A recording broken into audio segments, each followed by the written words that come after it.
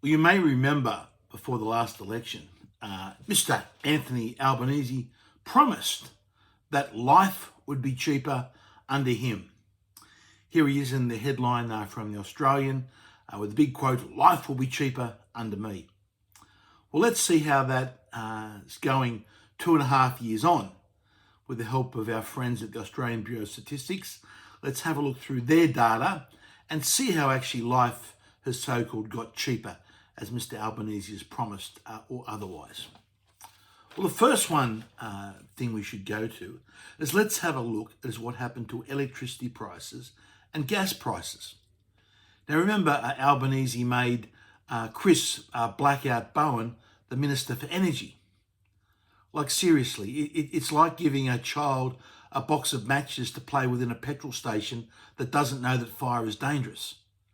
Bowen has no idea what he's doing. He has no idea about the importance of keeping energy costs down. Now, we have a look at the ABS numbers and we exclude the rebate that Chris Bowen has had to give because electricity prices have spiralled out of control when Labor promised a $275 reduction. Electricity prices on the ABS numbers are up 20.2%.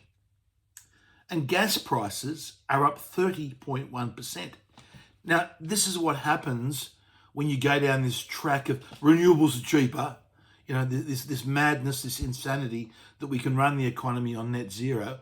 That's how much electricity and gas prices have gone up.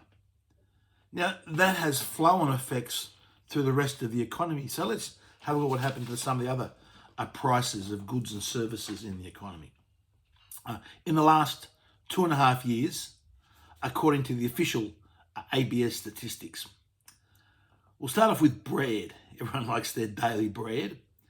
Well, bread is up over the last 2.5 years, 22.7%.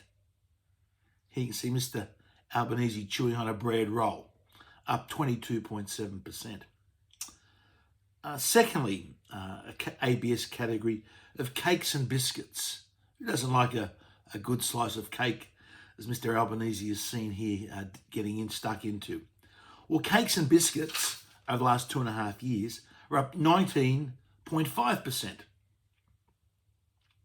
Breakfast cereals, everyone's favourite in the morning.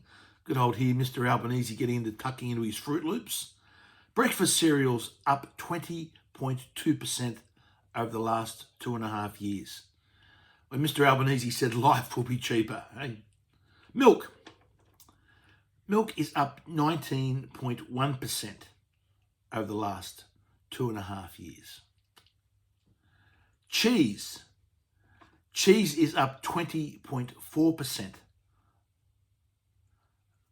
20.4% for a block of cheese increases in price over the last 2.5 years, when Albanese said life will be cheaper under me. Ice cream, one of Mr. Albanese's favourites. Well, ice cream is up 17.2% over that last 2.5 years.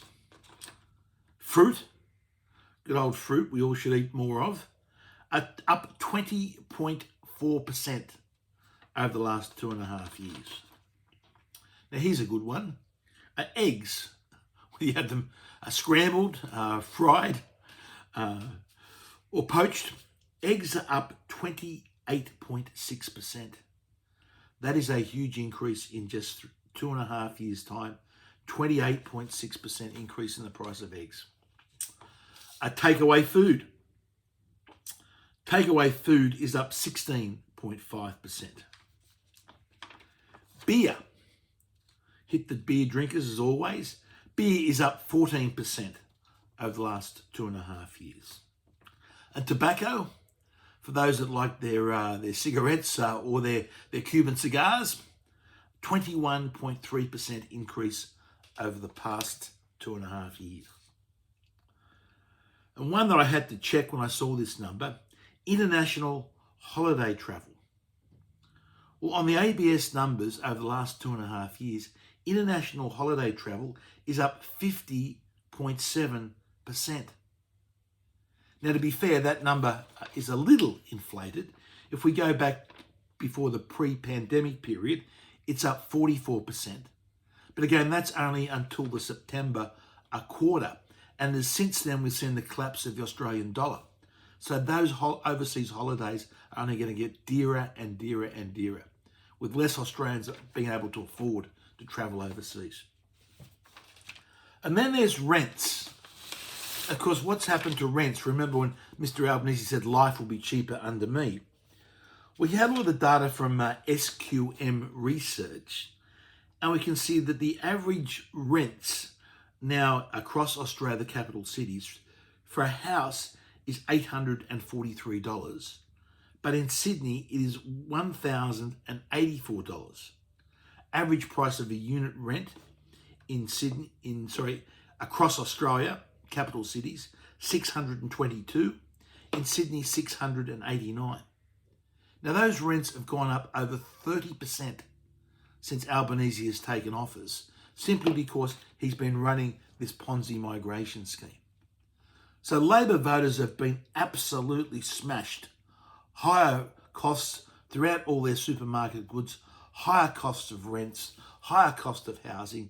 Everybody is paying more, and yet Albanese said what life will be cheaper under him.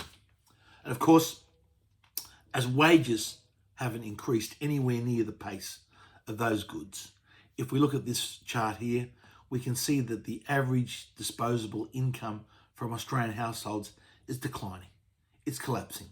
One of the worst in the developed world.